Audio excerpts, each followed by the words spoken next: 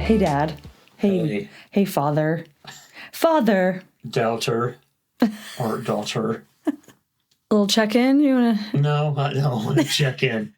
Do this for 10 weeks. I'm okay. How many times can we check in? Everything's fine. It's fine. Life is fine. The world's on fire. Everything's fine. I don't know if this has anything to do with the podcast, but we were talking today about growing up poor, which we did. I did anyway. I'll say growing up poorer than when you were a kid. I guess it's all relative, but yeah, we definitely had our struggles. But go ahead, yeah, keep going. Well, it all came back. When we were kids.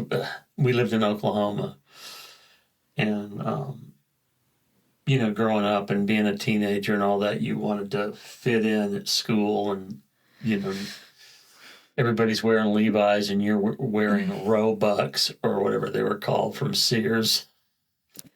The dye was so intense that it would stain your underwear blue, and they had so much sizing in them, the pants would be stiff. But when you're in high school, you don't want to be wearing Sears jeans. So my dad found this place called Whackers. Whackers? I wonder if they're still in business. Maybe. Think about who. Hey, that's a good name for a store. Whackers. Maybe they moved into a different arena. But you'd go in there, and first of all, everything smelled like smoke. They would have, say, shirts, and then golf clubs or boots, and then garbage cans. It was just a hodgepodge. Was it just Oklahoma, or is this like, we should look into this store? That could not be a chain, but it was before Walmart and and all that, and so we'd go in there, and they had Levi's, but they were off, because you'd pull them up, and first of all, the little Levi's tag on the pocket would be razor bladed off. They'd cut it off. I think they were ashamed, whoever they were. Was it like all the pairs that people trained on or something that just were really crappy pairs? The new guy. Yeah. But anyway, you'd get there and you'd try them on, and the seam that's supposed to be on the side would be like right there. In the middle. And then the zipper would be off by one tooth, so you'd be trying to get it up, and then you'd get them on and try them on, and then you'd buy them. They were like $9. Oh my gosh! So you wear them to school, though, but everybody could tell because you could never get all the smoke smell out of them. Oh my gosh! But I remember we went back. I think Jordan was going to OU then, Oklahoma University, and I was gonna see if I could find it and show you guys, because we were talking about how I grew up, and anyway, I was laughing so hard that I had to pull over and let one of y'all drive. I can't remember who. I don't think I was there. That's so funny. But that's how I got one pair of shoes a year. This is back in the 70s. My dad was a preacher. He made, I don't know, $12,000 a year or whatever. Oh my gosh, that's so funny. It's funny, like the stories or the lived experiences as kids that were mortifying. How it's pretty awesome when you can look back and laugh. Yeah. I have friends where we, you know who you are, where we joke about our poor upbringing, and again, it's all relative. We didn't have a lot, but we also did have a lot. Yeah, well, but yeah, we just, well, you guys, the thing is, we shopped there because we had to, or because if we want, and you guys, y'all in your generation, going to thrift stores and shopping is a thing. It wasn't, but it wasn't still when I was a kid. Like, it wasn't the cool, going thrifting was not the cool thing. So that was always embarrassing. You're wearing a new shirt, you go to school, and it has it's like another kid recognizes it as their shirt because it's that specific. And you're like, awkward. You're wearing my shirt. Or we were talking about like the government cheese we used to get, like the. And we were grateful for that cheese, but I mean. Yeah. Some of the food that we made with hot dogs. So gnarly. Yeah. No wonder we all have like health issues. All that processed. Basically, we don't have health issues. Some of that. And the thing is we probably are laughing to hide the sorrow. Mm-hmm. I remember like, because we would always like people at school, and it was maybe, I say like a lot of people, but it was probably like happened a couple times. In your juvenile head, it was a lot of people. One person says something and it's the end of the world, right. But people would see mom like in their trash. And mom would call on the house phone and she'd be like, Hilary, this is even in high school, get the minivan. She's like, I was out walking and I found this thing. And it's funny because now it's like a big part of my art business is like reclaimed, like, repurposing. So it's just. Perspective on that is she said, honey, I found something. And so I'd be putting on a camo face paint so nobody would recognize me. We'd pull up in the van and she'd run out and grab it and then we'd speed away. It's like total. Yeah, and then people would ask, what were you doing in my trash? Yeah, or just like the haircuts were like the worst. Mom with her tape, literally putting tape to make our bangs. Yeah, and my bangs started way back here. It was like kind of a mullet. Looked like a medieval monk haircut. Well, and then what was funny too is you'd put that masking tape like on the bottom of the. I remember Haley's once. Yeah. And I did it so I could keep it straight, but it kept moving. She goes to school, and Haley was the most status conscious. Yeah. She goes to school, and her back of her hair is all on an angle. And then we gotta quit riffing off of this, but the best was poor Jordan. He's 15-year-old freshman in high school. New school. Yeah, brand new school, and he had that beautiful long blonde thick hair, and mom, for whatever reason, wanted him to get it cut, and my assistant soccer coach was a barber first. That was his claim. So mom took him there, and he looked like a little Amish girl haircut. It was literally straight across this way, like from the bangs, and then straight across on the bottom. And then mom felt so bad, and it was probably like a $15 haircut, less than. $4. And then mom felt so bad that she was like, well, I'll get my hair cut too. And he cut mom's hair the same exact way. So they were sobbing in the parking. They had matching haircuts. That's so funny. Yeah. Yeah, well, you have to laugh. And that's one thing that we are wealthy in this family. Yeah. We do laugh at our own calamity a lot of times. Right. And we also know that psychologically it's a cover-up for the pain. Right. We're all in therapy. Most comedians or comedic stories, there's a lot of deep-rooted grief and trauma buried in the stories I could tell about going to funerals and family reunions. Yeah. But okay, well, so to say all that, back to what we're talking about, which does actually relate, because today we want to talk about the generational gap and how we find common ground, and celebrate our distinctions within these generations. Yet like see where we relate. So let's get into it though. I guess in real time, that's what being able to tell stories, that's a big thing for you and I both. We're storytellers in our own ways. I like to, we just love to tell stories. Yeah. Almost. And we have some good storytellers in our family. And I think even talking about the funny things of being, not having a lot of money and stuff when we were younger, our perspectives are different. Mm-hmm. By the time you came along and felt like you were poor, I felt like we were going, wow. Right. I never knew I'd have an in-ground pool or that we'd, have a new car or whatever. Yeah. And but you guys saw it compared. I guess we were always comparing, and that Right. maybe that doesn't always change within generations, but perspective is almost always different between Yeah. Yeah. people. So. Yeah. Well, just thinking of that in terms of the challenges of understanding or having compassion for the other generations, what's it been like working with me as your coworker with this podcast? It's been a living hell into my face. And tell me why. I don't know why. No.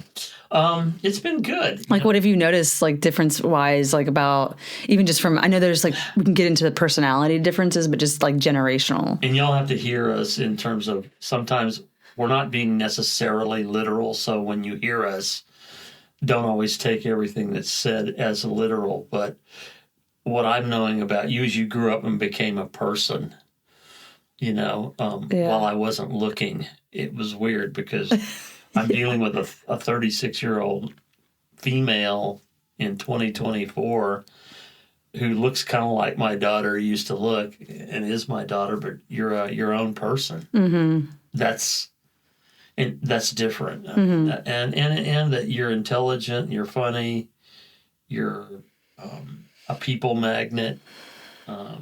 You have a love for life that includes your relationship with God, and I'm watching God and you redefine some of the stuff in your life that has been that's been part of your growing up and all that, and your liberation, all that stuff. Yeah. If that makes sense. Well, but in terms of working with me, thank you, by the way. Thank you for saying all of that. In terms of working with you, it's in the perspective of you're perfect. Having how many years between us? You know what I mean? Yeah, you're 30 years. Are you 37 yet? No. You're 36, and I'm going to be 69 in September. Yeah. I see a lot of my traits that I have in you as well. I'm going, how'd that get there? Mm-hmm. Part of it's just by being maybe genetics and being related that way, but that's true with the other kids too. I see in your twin sister, I see probably more of me. Is that why y'all trigger each other all the time? It's a good word, trigger. Yeah. But I realize that you search for excellence. You're also irritatingly a perfectionist about things, which I'm not, except if, well, I have to take that back. Sometimes I am too. But you're always wanting us to be excellent, and I appreciate that too. Thanks. Sometimes I just want to not do it. And I was talking to somebody else. It's not really, this past week, it's not really laziness. Oh, we were talking to our coach. Yeah. It's not really laziness. What did he say? Was it more of hitting on the focus? What did he say? The self-confidence? I mean, that was a commonality between you and I that I didn't realize. Yeah. He our coach, we have a coach that helps us, that is helping us with this podcast. And I was talking about, sometimes it seems as if I'm lazy. Mm-hmm. And he challenged me on that and said, is it really laziness, or is it your confidence level? And we were talking about this podcast. Mm-hmm. And he was right in bringing up that insight, because I'm a hard worker. Mm-hmm. And I'm not lazy, but sometimes I'm a little freaked out by what we're doing. Yeah. That's another thing with you I see is you're not as freaked out by it as I am. And I don't know if that's technological or what it is. Well, I think that it's a combination of things. I'm just now, it's just like got in my brain. But I think a lot of it is there's something like very comfortable and safe doing this with you. Mm-hmm. Like I'm not alone, I have my dad by my side, and, you have my back and I have yours. What? He's getting his ass beat. No, I'm just kidding. Cut that out. Yeah. No, it's and we're getting to know each other as adults. I've known you're an adult for 15, 20 years, but now working I hadn't really worked with you before. Well, we haven't lived together since I was 18. Yeah. So having this unique time to work together, live together, like, and see each other in our adult worlds. And for me, like, seeing you and working with you too, it's like I see, like, where I get fixated on an idea or my own vision of what I want to happen. And I have to, like, pause and be like, okay, I'm working with this person who knows more than me and has more life experience, and listen to what he has. Sometimes you'll say something and you have an idea. I'm like questioning it, or I'm like, why? That doesn't make any sense. Cause I have my own preconceived ideas of that. So it's having to pause and be like, wait a second, like, this is someone who has a lot more experience in a lot of different areas. So really, like, learning to trust you in that and give up some of those reins, I guess. But the thing is when you say it like that, is I know more than you. I know more than you in some areas. Mm-hmm. You know way more than me in some areas too. It's not a concrete thing. Yeah. It's like what I have on you is more experience overall in just being alive. Yeah.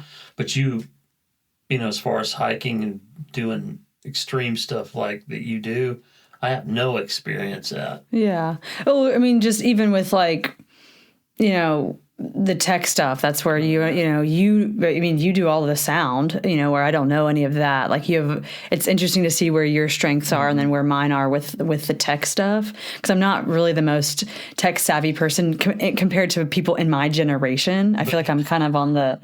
But then when I try to load a video up to TikTok, I feel like my fingers turn into hot dogs. Right. And I'm trying to do it, and it was simple yesterday, and now I can't figure out how to get it up there. And it's so second nature for me, because, like, I've been on Instagram now for over 10 years. Oh yeah, I got it on there, and then the captioning's all off. I don't know how to really explain it, but just being from a different generation, like, my grandson Hayden is 19. My father, when he was 19, he was in a world war. Mm-hmm. I mean, think about that. Can you see Hayden going into post-atomic bomb Japan and doing reparations and cleanup and all that other stuff that was going on over there in World War II? I mean, I don't know what that does to a person. Yeah. So my dad came home he would have been 20, and he had already been in a world war, and he was starting his post-war life. Yeah. And so when we came along, he looked at things totally different. Yeah. I couldn't even relate to that, even though I went into the end of Vietnam conflict and had my own experiences at about the same age as he did. I was 19 or so when I got there, but a totally different perspective. Mm-hmm. Yeah, and then you look at Hayden where he's at, and where we're at in this state of the world with, you know, the economy, the environment, technology where it's at. It's like it's just a whole different framework, you know. And so the way that he is thinking, and it's hard to compare just because there's such a vast landscape between grandpa being in World War II and then look at perspectives too, relationship, and that's what we're talking about here, is different, the generational differences. I knew somebody that was born and lived in the 1800s. Me. Yeah, that's crazy. I mean, and to me that's weird. Yeah. And then I remember we have a picture of my grandmother, my dad's mother, holding Hayden. Right. So in one picture you have... Was that 5 generations? 5 generations. Yeah, that's so cool. And I don't know how many years that ended up being. She died, Grandma Helen died when she was 102. Right. But anyway, so we're veering here, but the point is every generation has a different perspective and maybe a different outlook but we build, each generation builds on the other one. And so to me, those connections are important. What my dad learned about being a hard worker and being responsible shows up in my children. It builds on each other. Yeah, that's so true. Yeah, that is. And yeah, and I don't think we'll ever really fully grasp the ripple effect of what an older generation leaves behind, So that's an actionable item or an actionable thing is we can learn how to appreciate the differences in the generations and what we bring, but also appreciate the similarities. Right. The similarities are common in the terms of we want to belong to something greater than ourselves. We for the most part, want to be inclusive of in our families. If you if your family's not fractured, and we all know there's issues with families, but in terms of family, appreciating those generational differences. Well, let's talk about that actually, because y'all know I'm a wordy. I like my words. So let's just talk about common ground, commonality. You can even say common space, but the word common is just visually for me, this makes sense. And it's beneficial for me when there's a concept and I bring it out into the tangible world and I have a visual that's something that I can touch, see, and feel. And so the word common actually used to be a place. The commons was a place in a town, in a village where everyone took care of that one space. That's where the horses could be. That's where you could have your gardens. It was a space of community. When you think of community, unity with unity. I mean, that's a tangible space. So when we're talking in this arena right now, it's the importance of, to me, it's it's a connection piece that grounds us to our place, to the earth, when we find commonalities and common ground with people.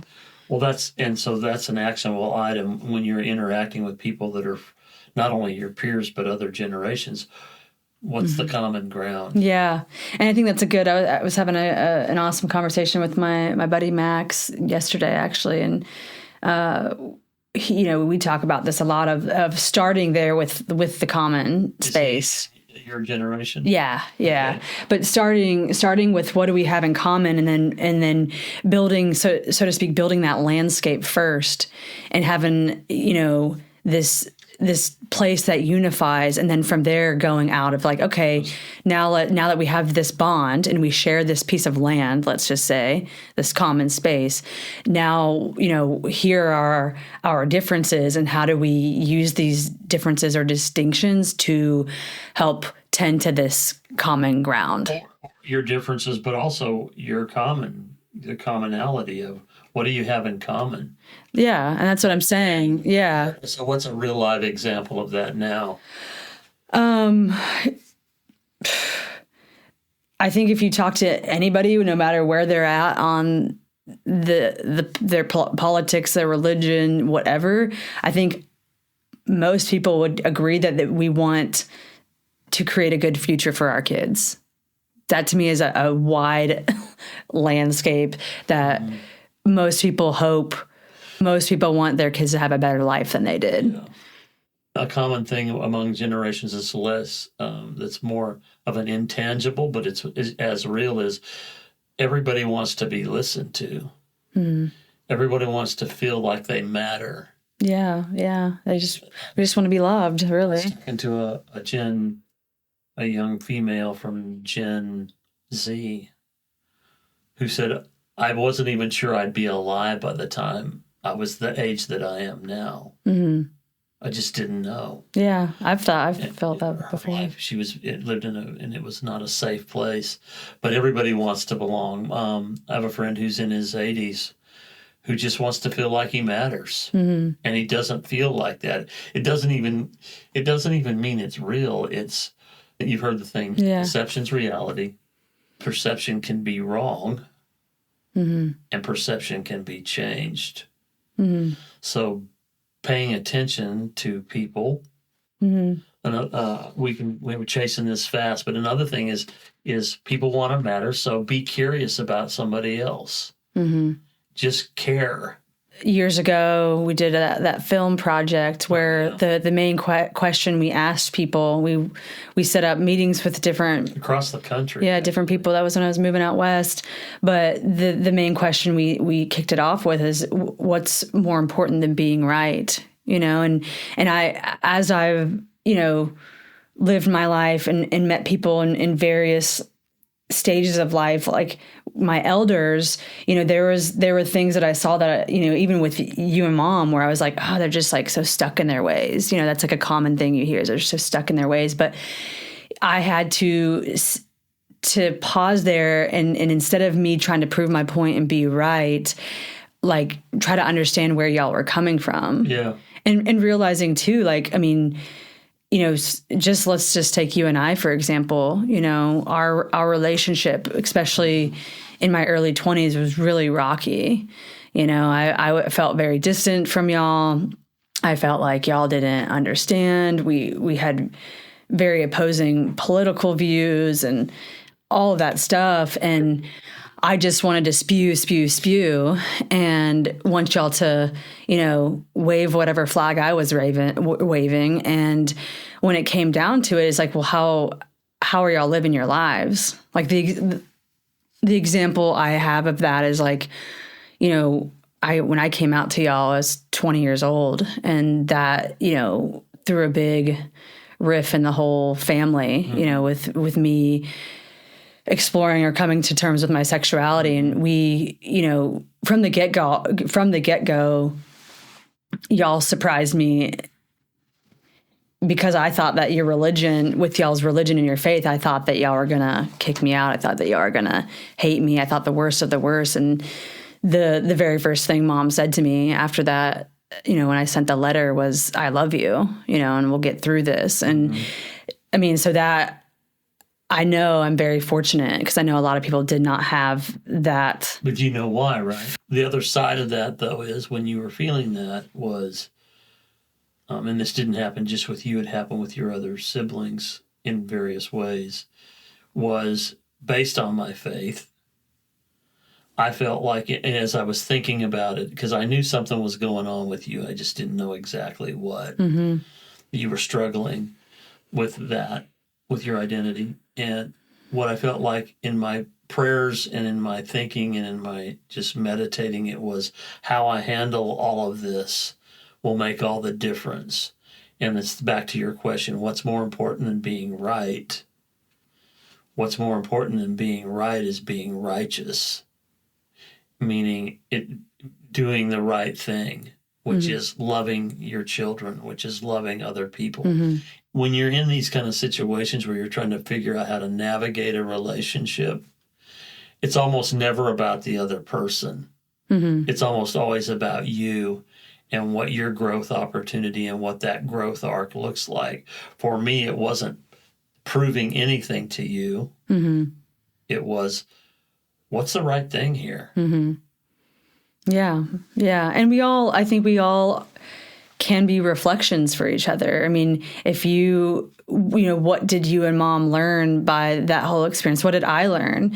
I think where things really started to shift for me, when after coming out and us having those pretty brutal conversations, and I feel like when you're coming to terms with your identity, your sexuality, it's hard for me now, because in my experience, labels don't do justice. They were there, and I needed those labels for that time in my life, but we're so much more beyond labels. And to me, a label can be stagnant. And as humans, we're constantly shifting and moving and growing. But one of the turning points in our relationship was my graduation, my college graduation. Okay. And, you know, I had built this whole life in Fort Wayne, Indiana, that y'all knew nothing about.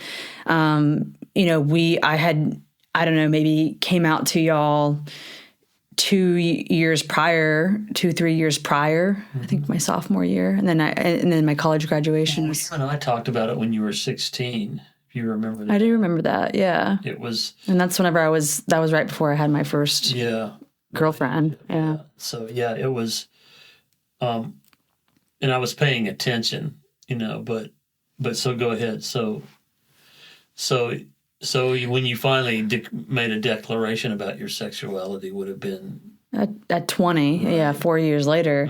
And and it's interesting to look back on that, and when, there was so much I didn't feel like I could say to y'all. I wonder what it would have been like if I would have been open then.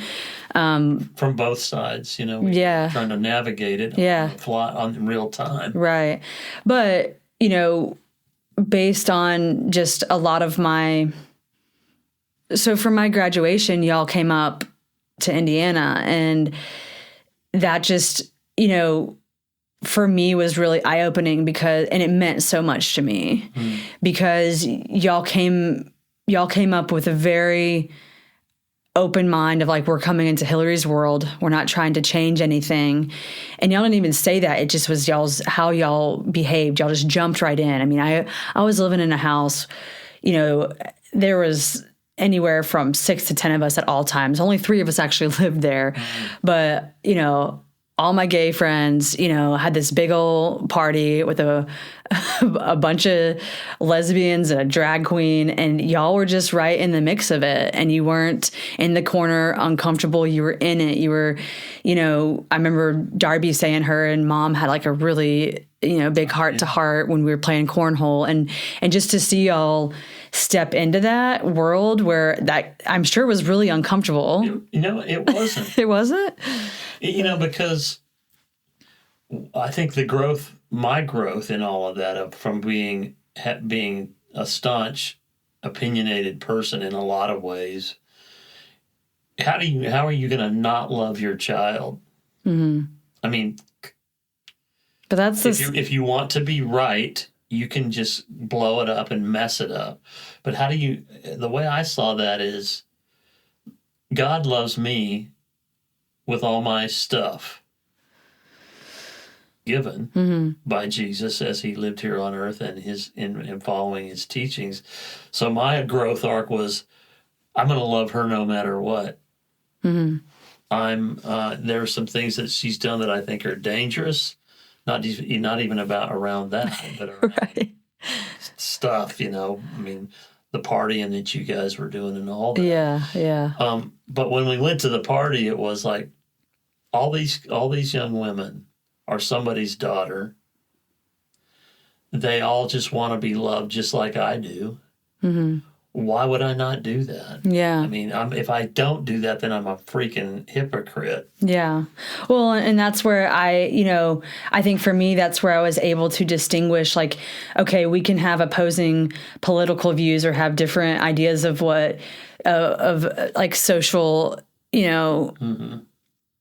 what civil rights or whatever, political stuff, religious stuff. But that doesn't deter just that shouldn't define how someone treats another person. And like, was it more important to me that y'all flew a rainbow flag, or that you showed up at my graduation and loved me and celebrated me and met my friends and were welcoming, like that's where I saw the distinction. It's like, okay, I can disagree with my parents on XYZ, and yet they're still gonna see my humanity. And and then I was able to in turn see y'all's humanity, because I kind of wrote y'all off a lot early on of like, y'all are just bigoted Christians. You don't know what you're talking about. Every generation does that. Right. It's nothing new. My dad was pretty stupid until I got into my late 30s. Yeah.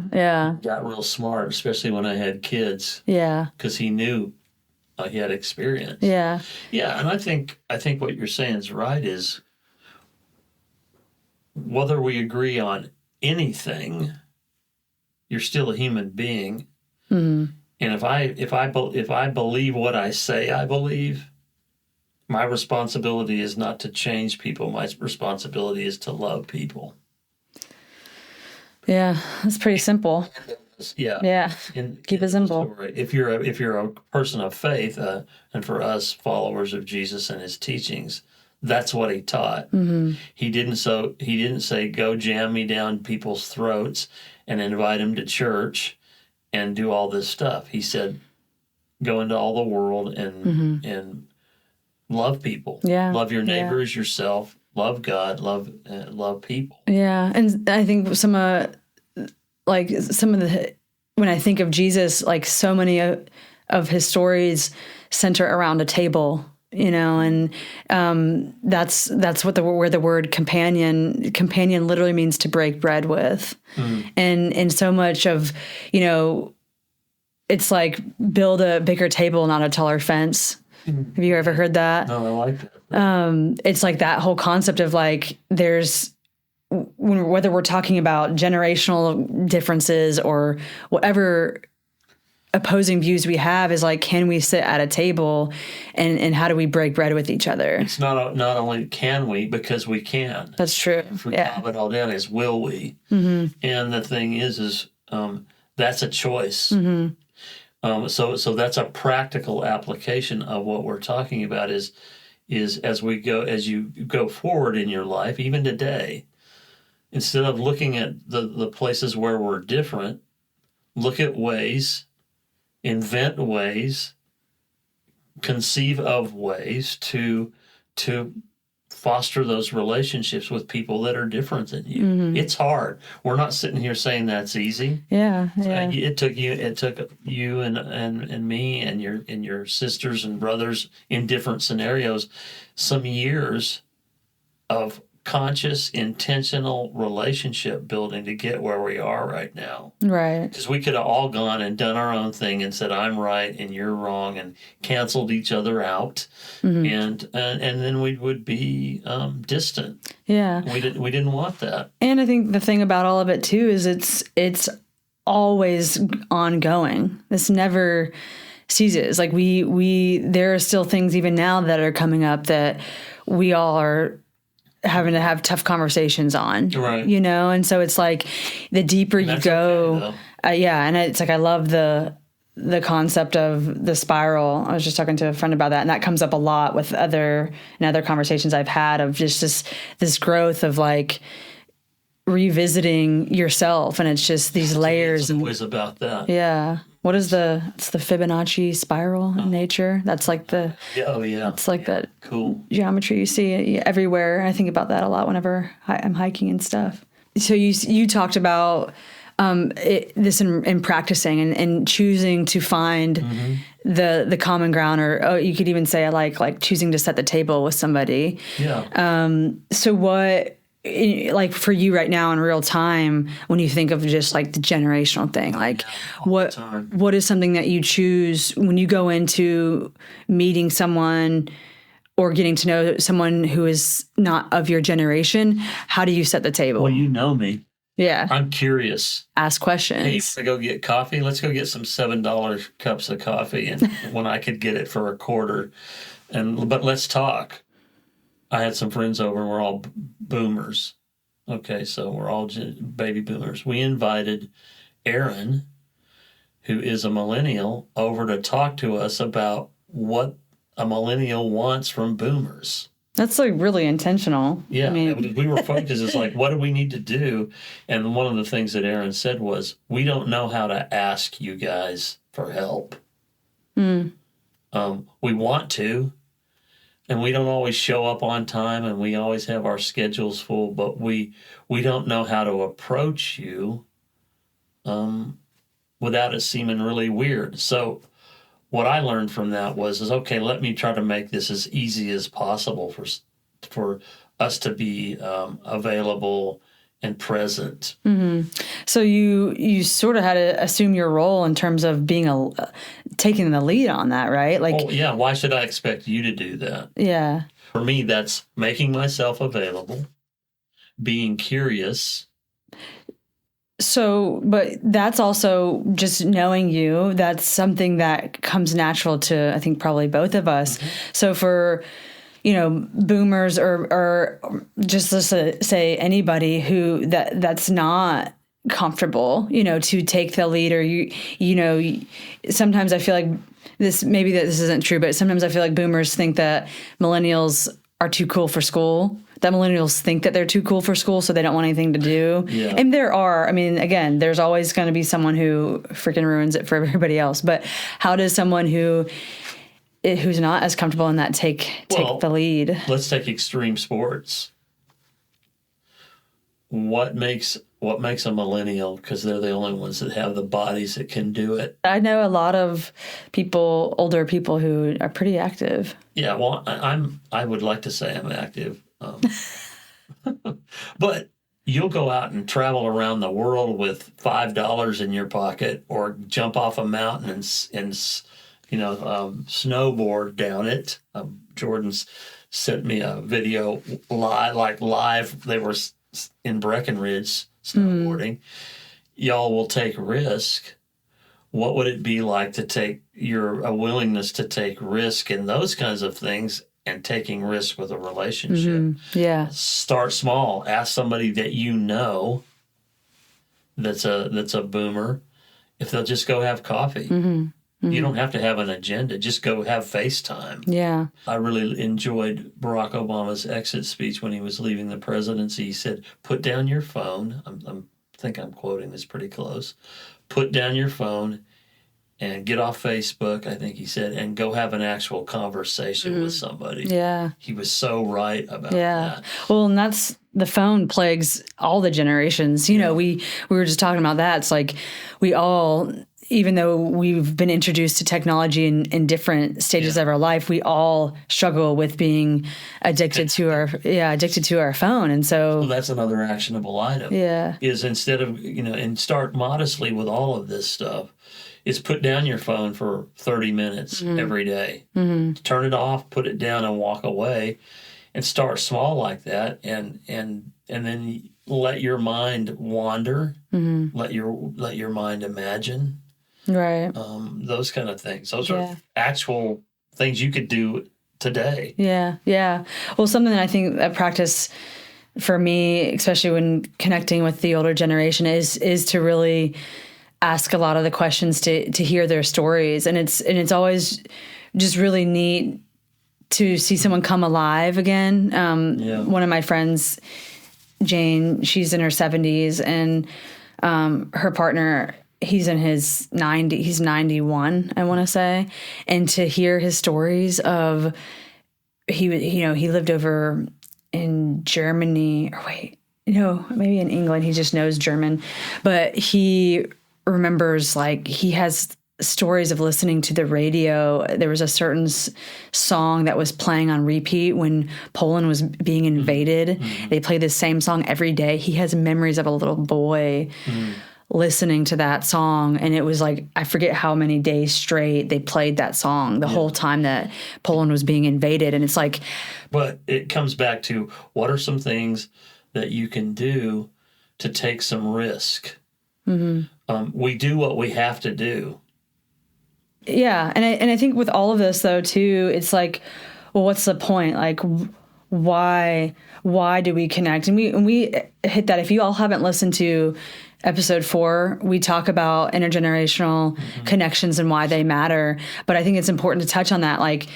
We believe that every generation has a unique role in the collective, let's just say. Well, the fundamental question would be, do they matter? Yes. Okay, why do they matter? And that's what you're saying. Yeah, I think that's where no matter where you're at, the older generation is is a foundation. What the generations can do, young and old. Hayden can teach me stuff about technology that I have no clue about. You can teach me about relationships from a millennial's perspective. Yeah. I can give you all experience and history, and for me personally in my life right now, it's blessing. Blessing people. That sounds like a religious term. It is, but it's also a real one of, for example, I have a friend who grew up, never knew his dad. Never knew him. So as we built our relationships, I put my arms around this young guy and I look him in the eyes and I go, I'm proud of you. You are doing a good job as a hard worker, as a husband, as a friend, as a father. Mm-hmm. From from a boomer perspective, we need to feel like somebody's listening to us because we're in the final stages of life. In that third stage, we still have 30 years. Yeah. But we need to feel like somebody's listening. Yeah. So another thing you can do is find somebody that you can listen to. Mm-hmm.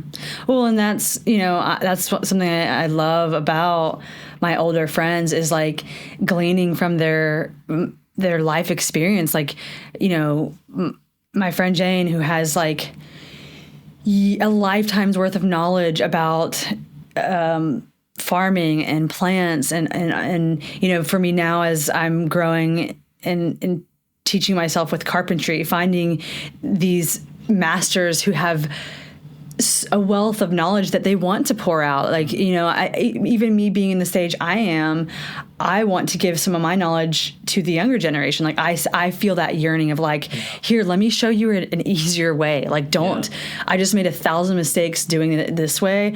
Here's a suggestion if you want it. You know what I mean? Like, YouTube's full of that, right? Mm-hmm. Oh, yeah. You know, that's another thing that we could learn is you don't know how to put on a doorknob? Well, get on YouTube. Oh, yeah. You know, instead of trying to, muscle your way through it. I have like 9,000 YouTube certifications. So we need to wrap it up. Okay. So let's just do this, Dad.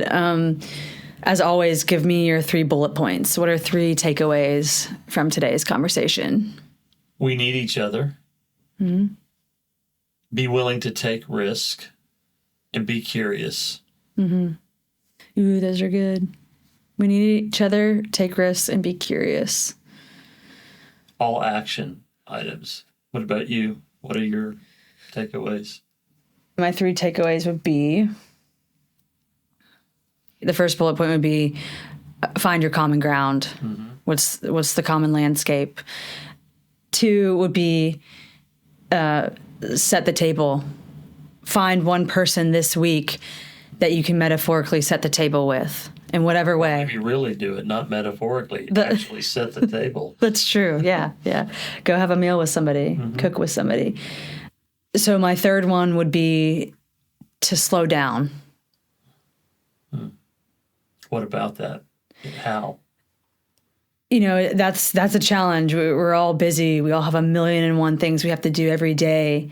But when we are more present with our thoughts and more aware, it allows time to take a new shape. Slowing down in the sense of just paying attention. Yeah, so that would be it for me. And as usual, we could just chase this because we both love this subject. Yeah. We're adding a question. This one is, identify a small risk you can take this week to move toward your definition of success with regard to intergenerational connection. That's good. Move the needle. Awesome. Okay. Well, I love you, Dad. Love you too, Randy. I love you. Whoever is listening, we appreciate you so much. You don't even know. And tune in next week. Mm-hmm. Woo!